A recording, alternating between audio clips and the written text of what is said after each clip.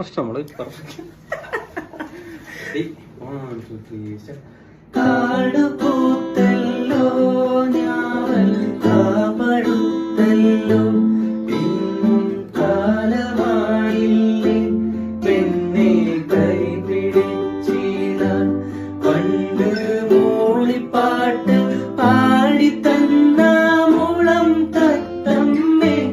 ഇന്നയാളൊഴിഞ്ഞ കൂട്ടിലെന്തേ വന്നു ചേരാ